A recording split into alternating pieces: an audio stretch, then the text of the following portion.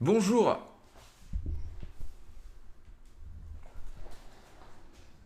Allez, on est parti. Désolé pour le petit retard. Hop, me voilà. Bonjour.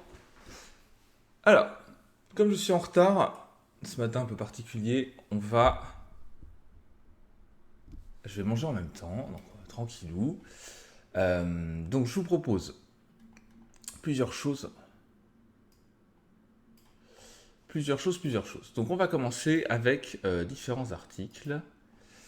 Hop, il faut juste que je vous affiche le navigateur. Alors, je vais sortir tout ce que j'ai préparé. Tac.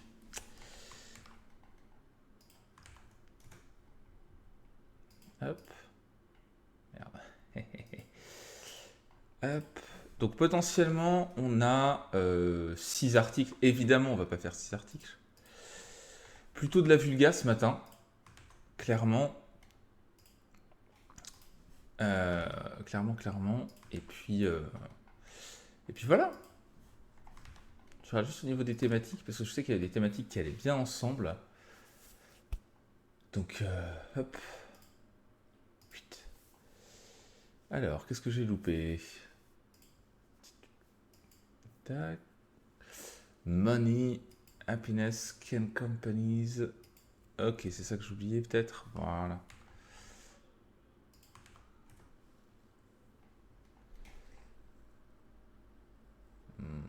Ok, bon.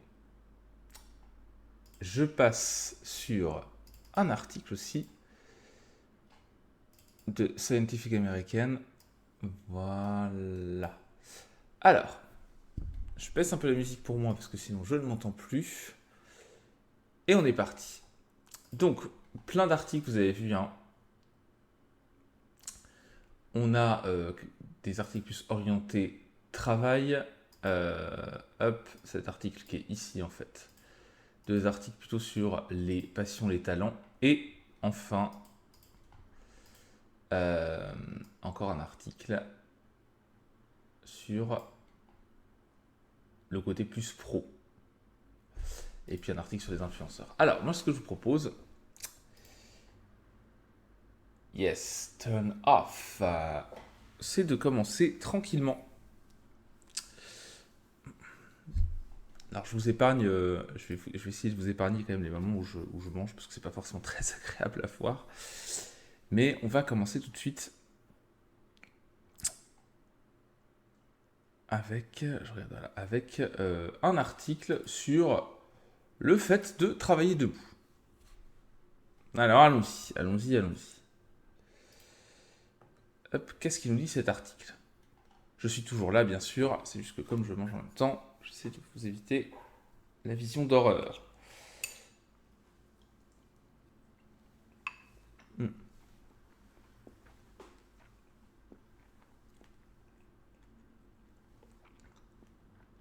Donc les bureaux assis debout, vous connaissez. Moi j'en ai un depuis, je sais pas combien de temps d'ailleurs. J'en ai un depuis maintenant, je pense bien 6 ans, 7 ans, clairement. Au travail, j'ai un réhausseur. Alors, un réhausseur, c'est un sur-bureau, en fait, qu'on peut rehausser. C'est vrai que c'est quelque chose, moi, que je prône. Il y a un article du blog là-dessus. C'est plutôt quelque chose d'agréable. Et de temps en temps, moi, j'aime bien bosser debout. Alors, effectivement, on l'utilise pas autant qu'au début, on l'utilise beaucoup, puis après, on l'utilise un peu moins. Donc, c'est aussi une question de discipline personnelle que de penser à travailler debout de temps en temps. Mais ça a quand même des intérêts. Là, la question, c'est, ok, il y a eu une mode depuis quelques années. Est-ce que c'est vraiment si intéressant que ça de travailler debout?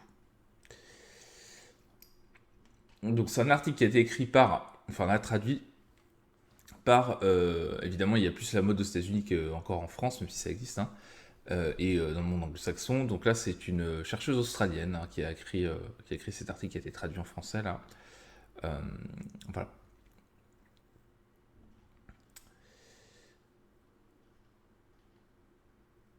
Donc évidemment, il y a un problème avec le fait que les gens fassent pas assez d'exercice, soit trop sédentaires, soit assis toute la journée. Donc comme ça c'est un problème, la solution serait de se dire, bah, on va travailler debout, ça sera quand même plus intéressant. Et effectivement, vous avez la plupart des gens qui ne respectent pas les recommandations en matière d'activité physique, les recommandations minimales, qui sont euh, un minimum. Hein. Vraiment, c'est pour pas avoir trop de problèmes de santé, il faut faire ce minimum-là. Pour être en bonne santé, il vaut mieux quand même aller un peu plus loin, faire du sport, etc. Donc ça fait effectivement, s'activer physiquement permet de réduire les risques associés à la sédentarité, mais ça ne suffit pas systématiquement à contrebalancer complètement les effets négatifs des longues heures quotidiennes passées en position assise. Ok. Et donc qu'est-ce que ça nous raconte de plus que ce constat? Euh, Donc d'un point de vue musculo-squelettique, par contre, être debout toute la journée, ça a des conséquences potentiellement négatives. Les gens qui bossent debout dans des ateliers ou autres le savent très bien. En fait, vous avez des problèmes de santé et de maladies liées au travail qui sont en fait dus au fait de passer son temps debout toute la journée.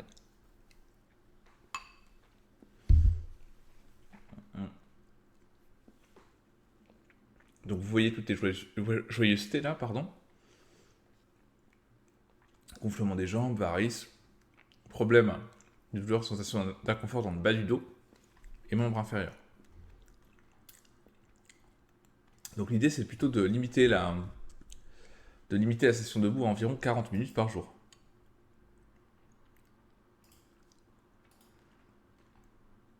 Permettre de changer un peu la musique pour être sur un truc un peu plus facile, un peu moins catchy. Voilà. Hop. On va partir là-dessus. Tac.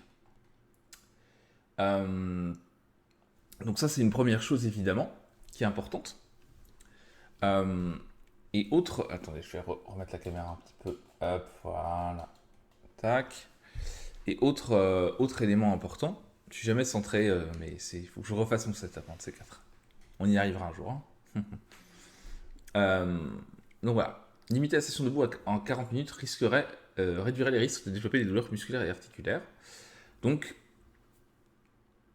bon, évidemment, chaque personne est différente, en fonction de la période prolongée, en fonction aussi de votre squelette, parce qu'on n'a pas tous les mêmes... c'est-à-dire si vous avez déjà des problèmes de dos, des légers décalages au niveau du dos, ou des jambes, de la taille des jambes, hein. Souvent c'est ça le problème de dos, c'est que vous avez en fait un décalage de longueur des jambes qui peut être très léger, mais qui à force peut avoir un effet si vous êtes debout de manière statique. Donc il y a tous ces éléments-là qui rentrent en ligne de compte, le fait que vous soyez en surpoids, etc. Bref, évidemment. Donc plutôt que de dire qu'il faut passer tout son temps debout versus tout son temps assis, l'idée c'est plutôt de rompre ou d'interrompre des périodes passées en position assise, en se levant, en se déplaçant. Donc quand on s'astreint à remplacer 1 heure de position assise par jour par 1 heure passée debout, ça peut conduire à des améliorations en manière de tour de taille, de niveau de graisse et cholestérol. 1 heure, pas forcément consécutive, hein, bien sûr. Et c'est encore mieux si vous marchez et vous avez une activité physique. Voilà, interrompre donc une période passée en position assise par 2 minutes de marche toutes les 20 minutes ou 5 minutes de marche toutes les 30 minutes peut aussi permettre d'améliorer la glycémie. Voilà, toutes les 30 minutes, des interruptions, c'est bien, basé sur 3 minutes de marche légère ou d'exercices de résistance simple tels que les squats ou les élévations de modèle. Alors, évidemment, on ne peut pas faire ça en permanence, c'est-à-dire que vous pouvez pas au bureau vous interrompre toutes les 20 ou 30 minutes, tous les jours, tout le temps. Ça marche pas comme ça. Hmm.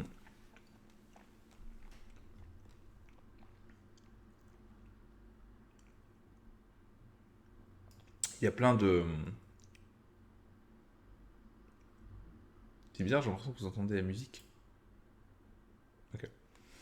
Par le micro, bref. Tout le monde peut pas. On n'a pas toujours des tâches tous les jours qui prennent que 20 minutes. Donc évidemment, ça c'est des idéaux, des prescriptions dans un monde millimétré où tout est faisable comme ça, mais ça marche pas comme ça. Donc évidemment, l'idée c'est plutôt de se dire, quand on peut régulièrement faire des pauses, aller marcher, aller faire un tour. Moi par exemple, ce que j'aime bien faire au boulot, c'est que quand typiquement je suis au 3e étage, quand je dois aller poser une question, alors à moins que je sois entre deux trucs et que j'ai pas trop le temps, j'envoie un message par chat à mes collègues qui sont dans le même bâtiment. Mais la plupart du temps, j'essaye, quand j'ai une question un peu plus longue, même qui prend 2-3 minutes, je préfère me déplacer, descendre un étage, 2 étages, me déplacer dans le couloir, poser mes questions, échanger. Déjà parce que c'est bien pour voir les gens et discuter avec eux. C'est important plutôt de rester dans son bureau toute la journée. Et en plus, comme ça, je bouge. Donc, et je ne me prends pas l'ascenseur, évidemment. Je prends les marches, les escaliers.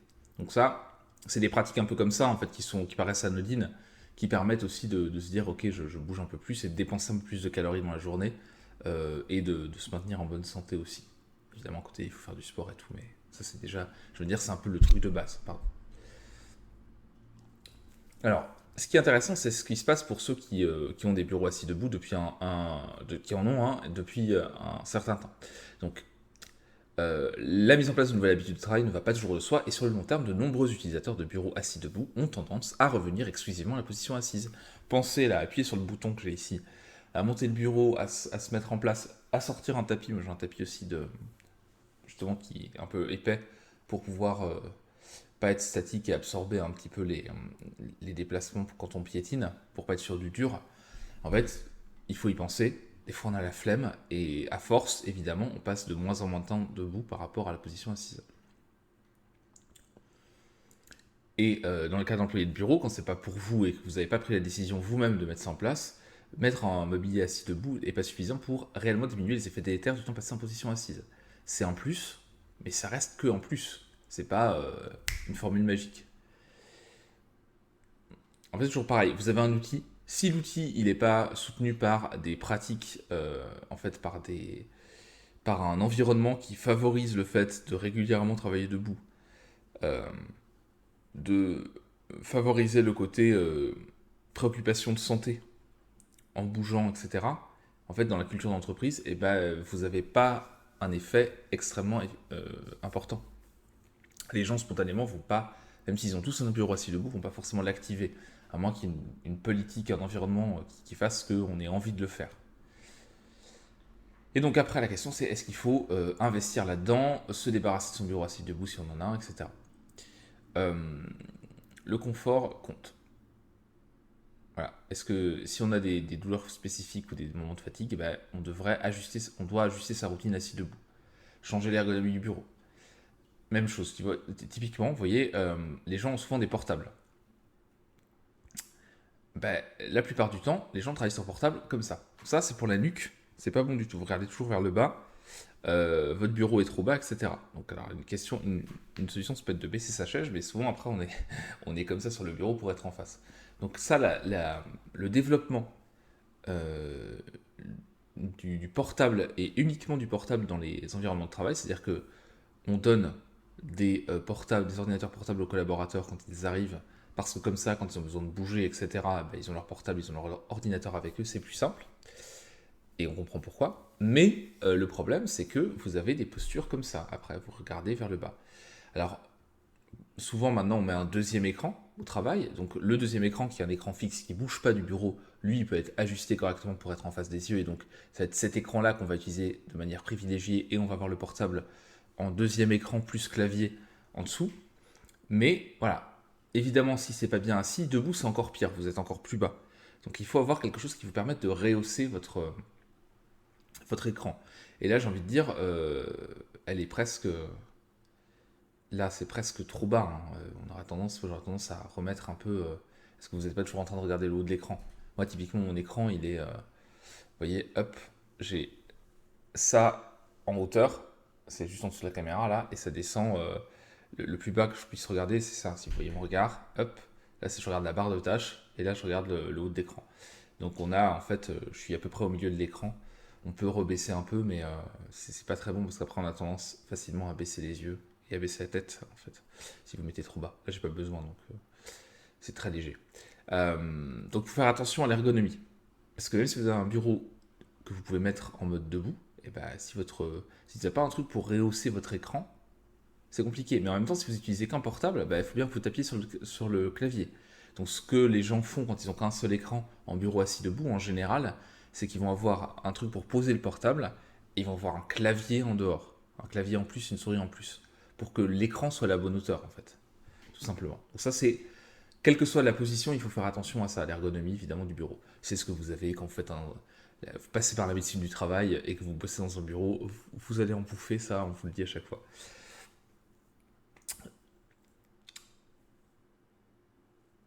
voilà, est-ce que le fait de bouger régulièrement, ça atténue votre inconfort?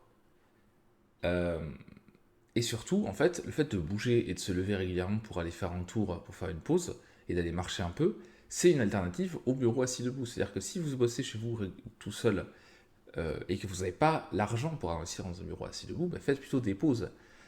Allez marcher, faites du sport, et là vous allez compenser ce côté assis, en fait.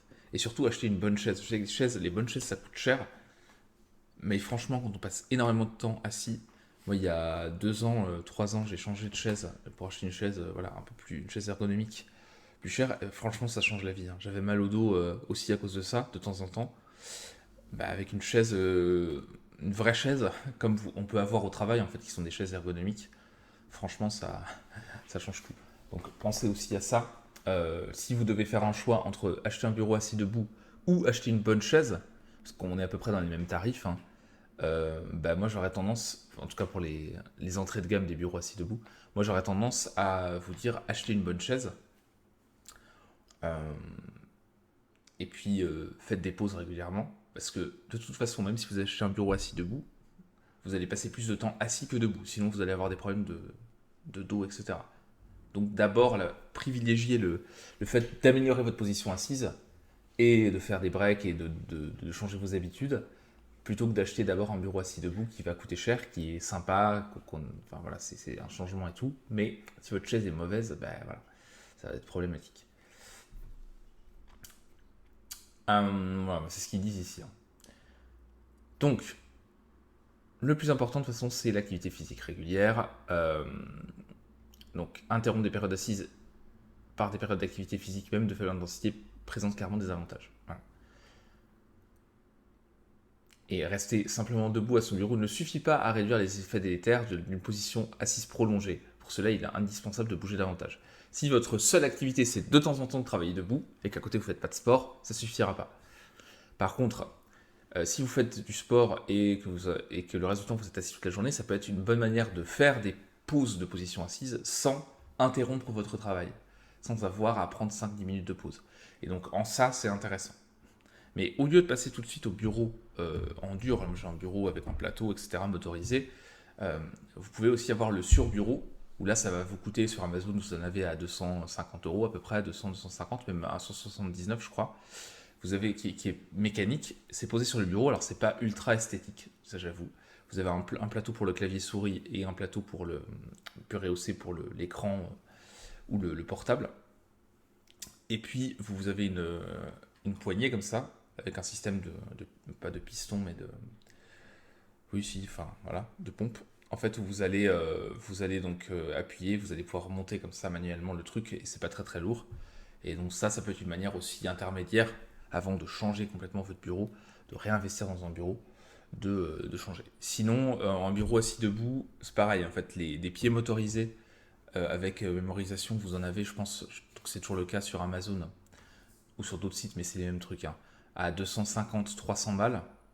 Et après, vous achetez un plateau de bois ou un plan de travail à Leroy Merlin que vous faites découper à la bonne taille, vous le vissez dessus, et ça va vous coûter, allez, pareil, 400 euros, quoi, maximum. Donc il y a moyen aussi, vous n'êtes pas obligé d'investir dans un truc à 1000 balles avec.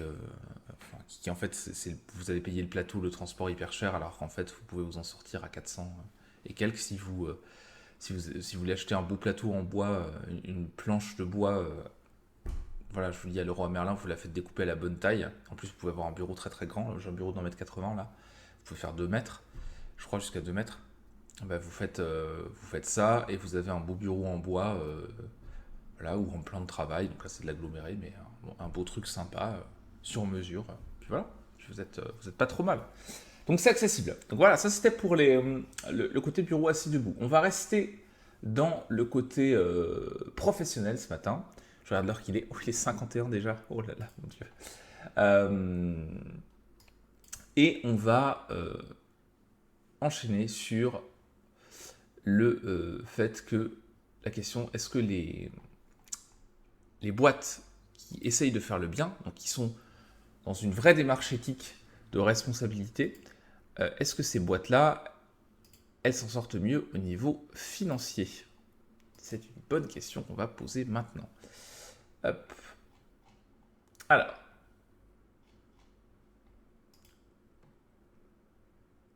je me permets de couper la cam pour finir un petit peu. Je vous laisse juste 30 secondes.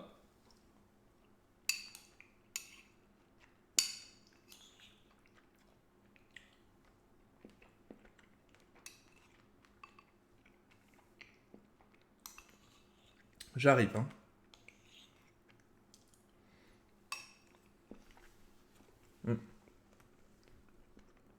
Et on refera une petite pause de 15 secondes pendant l'article. Alors, donc, une étude de Stanford a regardé un petit peu donc, ce qui se passait en reliant en fait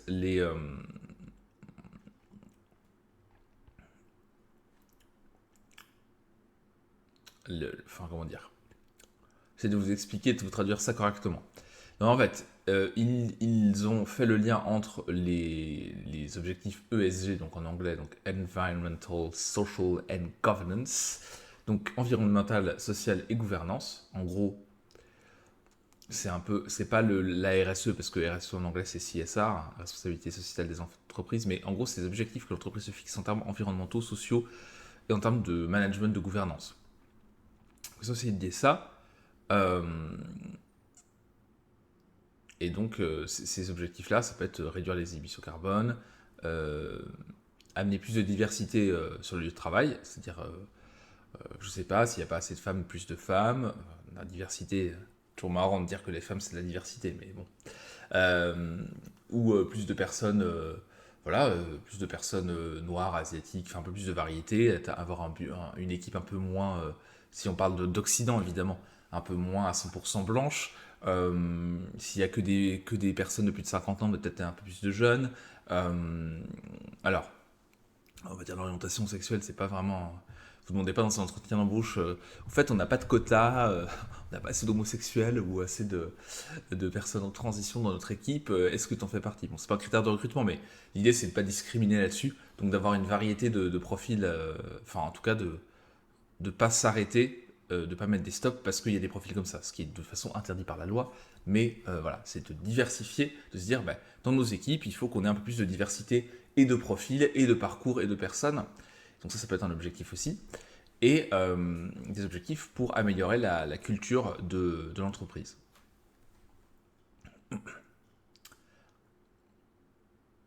Donc, ça c'est la première chose. Et ils ont essayé de voir s'il y avait un lien entre ça et les performances de l'entreprise. Stanford.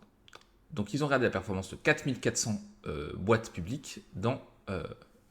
enfin, on avait des éléments publics en tout cas, dans 21 pays. Pardon. Et ce qu'ils ont pu constater, globalement, la conclusion, c'est que en fait, on a un retour sur investissement, entre guillemets, de ces politiques qui est assez rapide.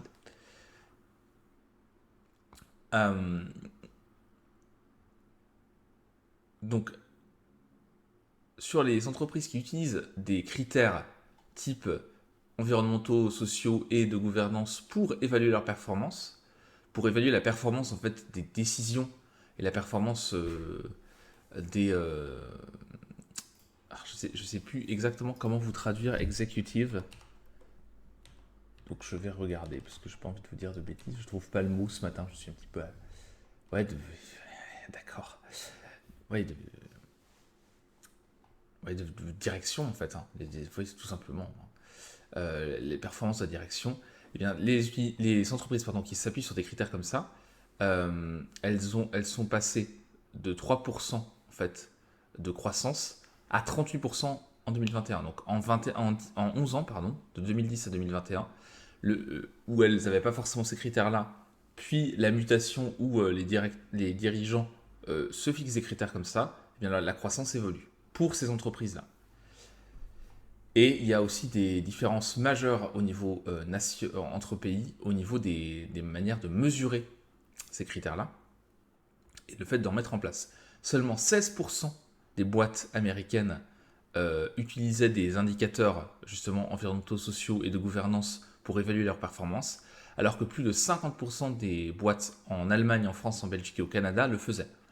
Donc là, j'ai envie de dire, cocorico, et puis bravo l'Europe notamment, le Canada aussi, sur le fait qu'on soit en avance par rapport aux Américains sur l'intégration de ces critères, notamment environnementaux et sociaux, dans, dans les politiques et dans la prise de décision, les plans stratégiques des entreprises.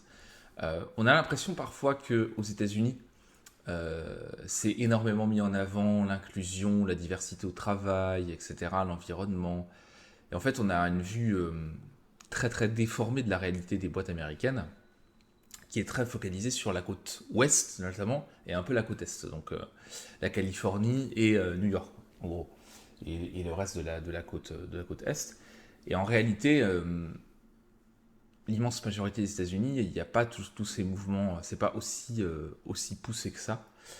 Et donc, ce qui fait que quand on regarde vraiment le paysage national, quand on le compare à l'Europe, on n'a pas trop à rougir, même s'il y a des problèmes aussi en France, en Allemagne évidemment. Hein. Tout n'est pas parfait, mais en tout cas, les États-Unis, c'est pas tant l'Eldorado que ça. Alors, les chercheurs ont remarqué que euh,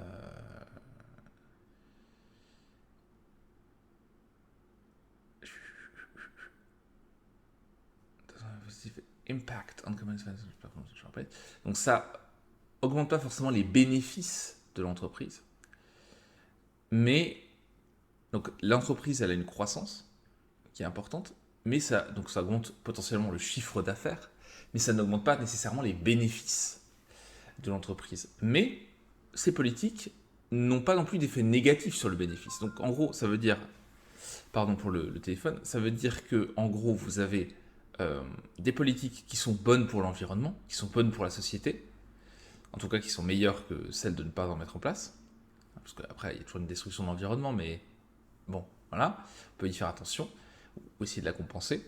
Et donc ces politiques-là, elles ont plutôt une influence positive sur l'environnement extérieur, et elles n'ont pas de conséquences négatives en termes de bénéfices pour l'entreprise. C'est-à-dire que ça ne lui coûte pas plus d'argent. Ça lui permet de développer son chiffre d'affaires, et ça ne lui coûte pas plus d'argent. Donc autant le mettre en place. Je veux dire, en tant qu'acteur économique responsable, si ça vous coûte rien, mais que ça vous rapporte de la croissance du chiffre d'affaires, pas forcément plus de bénéfices, mais du chiffre d'affaires, et que ça bénéficie à la société autour de vous, bon, bah, autant le mettre en place. Donc au niveau finance, c'est neutre. Hein, voilà. Après, il y a d'autres résultats. Donc par exemple, quand on prend le côté environnemental, une boîte qui se focalise sur des métriques, des indicateurs de résilience au niveau en gros, de protection de l'environnement, c'est évidemment ces politiques publiques, ces politiques de l'entreprise peuvent être publiques, peuvent être visibles, et donc ça peut aussi démontrer une responsabilité de l'entreprise et une vraie démarche sincère de protection de l'environnement, en tout cas de prise en compte de la question environnementale. Alors évidemment, il ne faut pas que ce soit du greenwashing, mais voilà, ça peut être intéressant. Je vais couper les notifs. Donc ça peut aussi attirer les investisseurs, ça peut attirer des employés qui pourraient qui se sentent du coup concernés par ce sujet-là et qui se disent bah, c'est bien, je bosse dans une boîte où c'est pris en compte, où c'est quelque chose d'important, donc c'est cool, j'ai envie de bosser dans cette boîte-là. Voilà, et surtout que la plupart maintenant les générations qui arrivent sur le marché du travail ou qui y sont depuis quelques années là, les gens qui ont la vingtaine et la trentaine, de plus en plus la question de l'éthique de la boîte, des valeurs de la boîte, notamment par rapport au côté environnemental ou au côté inclusivité, de plus en plus, c'est des critères qui sont importants. C'est beaucoup plus le cas qu'il y a 30 ou 40 ans.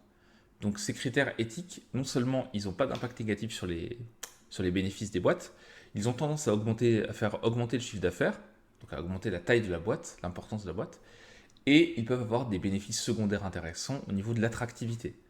Donc, même si on s'en fout des conséquences sociétales et environnementales de sa boîte, comme ça coûte rien de plus, que ça permet de faire grossir la boîte et d'améliorer son image, j'ai envie de dire, tant qu'à faire, autant le faire.